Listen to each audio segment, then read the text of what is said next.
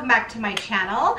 Let me know, I'm gonna just start off by saying, first of all, I'm trying to change up my background a little bit. So usually I have you guys a little bit more zoomed in, but I thought it might be nice for you to actually see a little bit more of my shelves. So let me know in the comments down below if you like this better or if you prefer a little bit closer up. Let me know, please, so I know what to do for the next few videos. Anyways, without further ado, in today's video, we are going to be talking about the books that I have not liked so far this year. So these are the 5 worst books that I have read so far in 2022. Now, that being said, the 5th one on the list, these are in no particular order, but the last one that I am going to talk about, it was put on there basically out of necessity. All of these books were either rated a 1 or a 2. The last one that I'm going to talk about is rated a 3, and I kind of like, I knew I wanted to do a list of 5 because that's kind of my thing if you haven't noticed. But I was having a hard time kind of picking a last one. So this one is in there, but it's really not that bad. I feel kind of bad putting it in my worst list, but I needed a 5th. It was rated a 3, but it just made it onto the list. And also, if you hear my dog chewing on a bone behind you, sorry. It's either that or she's like jumping all over with me, so I had to give her a bone. Anyways, okay, so the first few books that we're going to talk about, I can't even believe that I'm saying this, but there's 3 books on this list that came from that Books and Lala vlog that I did a few videos ago. So if you haven't seen it, I started a new series where I am reading like other YouTubers. And the first video I did was of my girl Lala from Books and Lala, and she failed me. I read 5 books from her and 3 of them are on this list. So it's absolutely crazy. I was actually shocked because she is one of my favorite booktubers of all time. And I really realized I don't have that much in common with her reading wise, but I still love her. I still love her vlogs. They're so fun. She's still one of my favorites no matter what. And that just goes to show you that you can really enjoy the perspective of someone else that doesn't have a similar reading style to you. But the first book that we are going to talk about is Tinfoil Butterfly by Rachel Eve Moulton. So this one was a thriller, I guess, and it focused on, I can't even remember the protagonist's name. Like, I've just tried to block this book out of my mind. I can't remember the protagonist's name for any of these, I don't think. But we have a young-ish girl, early 20s, I would say, and she's kind of found herself in some weird situations, and she's kind of like at a crossroads in her life, and she finds herself basically dumped on the side of the road and trying to make her way in an area that she's not familiar with.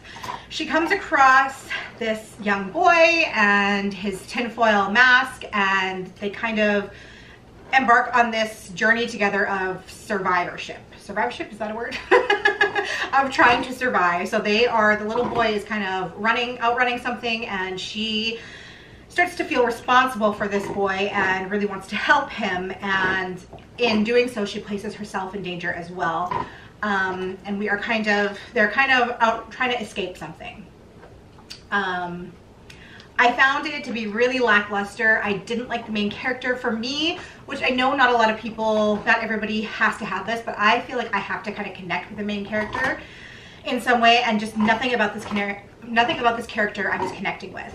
So that was one kind of hit, but also about 3/4 of the way into the book, there's kind of a plot hole that I don't even know if a lot of people would even recognize, but I picked up on it, and I just thought, well, she's just made a stupid decision. If she just did this, which is like really screamingly obvious to me, she would just completely get herself out of this situation, herself and this little boy that she's trying to take care of. She'd get them out of the situation, and she just doesn't do that, and she makes the dumb decision, and you just are like, what? It was a plot hole because it was almost written as though it wasn't even a thought to her. It didn't even occur to her that this decision could be made. And I don't know if the author didn't think of it or what, but it just felt really like a plot hole to me. So I just didn't enjoy it whatsoever. I thought that there was just not enough. It just wasn't executed properly. Like, the synopsis sounded good and it could have been done in a better way, but it just fell short. So next is Mrs. Death and Mrs. Death by Selena Godin. And this book, I don't even really know what it was about. So it's supposed to be about a boy, I think his name is Wolf, maybe. and he is supposed to be writing Death's memoirs. So we kind of have the two alternating perspectives. We see the perspective from Death, which is really like lyrical and nonsensical, and a lot of it is written in like almost poetry style when it comes from Death's perspective. And then we have the more like linear pace from Wolf, which is just kind of like more of hearing his story. I had a hard time connecting with the Death's perspective because I don't typically read poetry or anything like that. So I found myself kind of skimming through that a lot and not even really reading it. It's just not something that I like to read or that I can really take in. It takes me a long time. Like if I'm reading poetry, I have to like sit there and really think about what's being said, and it's just not for me. So I don't know if that was the reason, but it honestly, the story just didn't make sense to me. Like there was just so many times where I was like, what am I even reading? This makes no sense whatsoever. There's not really a plot. Like there is on Wolf's side, I guess there's somewhat of a plot, and he's kind of on a descent into madness as well. But it just seemed like there just wasn't a cohesive plot throughout the book, and it just didn't, the two perspectives weren't unified in any way, in my opinion. And I just, when I was done it, I closed it and I was like, what was this? What did I even just read? I don't even know. So that one also got, I think, a 1 star from me. I think Tinfoil Butterfly got 2 stars, and I think Mrs. Death got a 1, if I'm remembering correctly. But yeah, Lala, you did it to me again. And these are like some of her favorite books. So I don't know. The next one is another one that really should have done it for me. Like the synopsis of it, it should have been there, but it just really fell flat. And that was My Heart is a Chainsaw by Stephen Graham Jones. And this one had like one of my favorite books, which we have talked about previously, is The Mary Shelley Club by Goldie Moldavsky. And one of the reasons why I love that is because it's kind of centered around like 90s and early 2000s era scary movies, which I love. That is totally my jam, totally my thing. I love it. And this one was kind of supposed to be centered around that as well. Basically, we have a teenage girl who is, she's gone through so much in her life, and she is just, she's had it. And she uses horror movies to escape her life, basically, but she is absolutely obsessed with them. And this book is a lot of, it's very, very slow paced. It's very introspective, which is, I know, is why Lala loved it, because she really likes, you know, reading from the character's point of view and just like hearing what they're thinking and, you know, just kind of going about their day-to-day life and seeing what's going on in their mind. Me, I need something to happen in a book, especially a thriller. I need something to happen. It was just like so slow paced. All it was for the majority of the book, like the first 3/4 of the book, was her trying to convince everyone around her that they are basically in a horror movie come to life. She is just going, you're hearing her talk to herself the entire time, just like talking about like trying to place all the people in her life into these classic stereotypical horror movie roles. So there's this girl that she meets that she is sure is the final girl, you know, and there's like all these throwaway characters, and she's talking about it nonstop about how this movie is going to play out and how, you know, there's this movie coming to life in front of her eyes, and she's going to be in this scary movie. And but that's the majority of what it is, the whole movie. And then there's some action that takes place in the last quarter of it. Not enough, in my opinion, to save the book. But yeah, I just didn't think that I think it could have, once again, it could have been done so well, especially like with this, you know, with a horror movie coming to life. Like, that sounds awesome. And that is right up my alley. It just really fell short. Next is a book that I'm actually pretty surprised I didn't like, because I really liked her other thriller, and that is Stephanie Perkins' The Woods Are Always Watching. Did not like it, which I really enjoyed her first one, There's Someone Inside Your House. I liked that one. This one is about 2 girls who are graduating soon. They are best friends, and they decide to go on this camping trip together to kind of like celebrate their last weekend together. And they go backpacking, doing this huge hike, and they are camping out. Neither one of them have done this before. They get some experience from one of the girl's older brothers who is really into this lifestyle, and they want to prove to their families that they can do this, and they go off on this hike.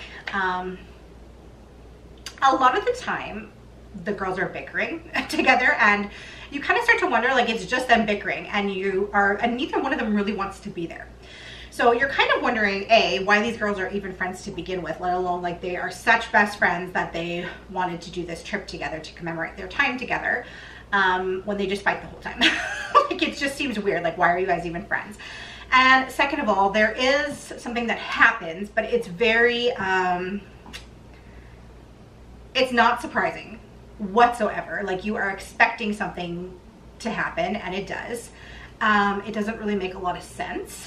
There's no background on, I'm trying, without giving this away, to kind of tell you what happens, but there's no background on the evil, I guess I'll say. I'll refer to it as the evil. There's no rhyme or reason as to why this evil is occurring, or like where it came from, I guess. And it just comes out of nowhere and is evil, and that's it. And it just seems very like abrupt and very like you're expecting something to happen. Once again, this happens like in the last, you know, third of the book. And before that, it's a little bit boring because these girls are just bickering the whole time, and they can't, you know, like make decisions together on what they're gonna do or how they're hiking or whatever. Yeah, and then this like evil comes in the last little bit. It's scary, but also even the scary parts don't even really make sense. Like, there's things that happen that you're like, that wouldn't even happen. That wouldn't even be able to happen at all. And it makes no sense.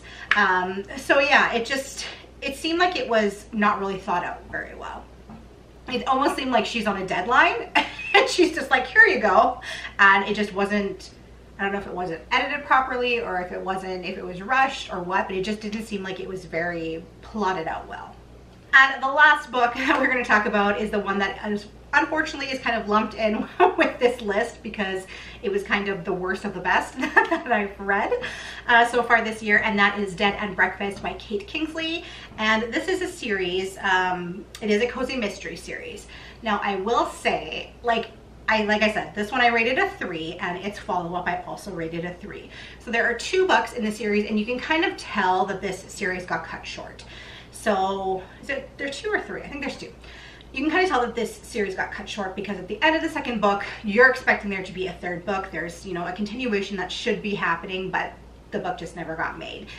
And I think the reason why, I mean, it is like other cozy mysteries in the fact that, you know, it's centered in a small town. It is about a woman in her early 30s, and she is going through a divorce, and she decides to kind of start over with her life. She and her grandmother purchase an old house, and they are going to turn it into a bed and breakfast. And of course, the bed and breakfast ends up being haunted. And then while they are trying to renovate this old house, some things happen basically within, I guess I can say this because this is within the first chapter, so it's not really spoiling you or anything, but within the very first chapter, they are doing renovations into this house, and they find a dead body hidden in a closet. So, and it's been there for a long time. So this ends up, of course, delaying their grand opening for their bed and breakfast because, of course, now there's a death that happened on the property that needs to be investigated. So we have like that kind of aspect, and they basically are trying to help solve this crime because their bed and breakfast is getting delayed, and they, in order to make any money, they need it to be open. So they want to solve this crime so they can start having people at their bed and breakfast. So we have that aspect of this woman and her grandmother trying to solve this crime, but then also there's something else going on in the house where they are noticing that the house is haunted. And so, I mean, it's giving you all the good cozy mystery, you know, requirements for a cozy mystery series. But once again, it's the execution that was a little bit lacking for me. So the characters weren't really developed enough, in my opinion. And also this edition of the ghost, it wasn't, It was almost like an afterthought. It was almost like she had the whole book written out, and then maybe her editor was like, hey, we should add a ghost. And so she just kind of tried to sprinkle through some ghostly activities that happen. But it just seemed really random and sporadic and didn't really add anything to the story. And you never really get any background on that. Like, they're trying to figure out who this ghost is or whatever. But you don't really, like, it's just, it doesn't really seem like it's a actual part of the story. It just seemed like an add-on later that didn't even really make a lot of sense. Like, it could have, the story would have been fine without that.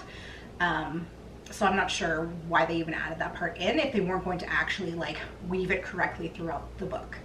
So anyways, so those are the 5 worst books that I have read so far this year. Let me know in the comments down below if you agree with my picks. Have you read any of them yourself? What are your thoughts on them? Once again, I apologize if I did not like your favorite book or something like that. But like I said earlier, basically what I have found from doing that challenge with Books and Lala is that she is still one of my all-time favorite booktubers, and I clearly don't have a very common reading taste with her. So we can all still be friends in the comments below, even if I didn't like your favorite book. But anyways, you guys, thanks so much for hanging out with me today. Also, let me know whether you like this setup or a little bit closer. And I hope you guys are having an awesome day, and I'll see you in my next video. Bye.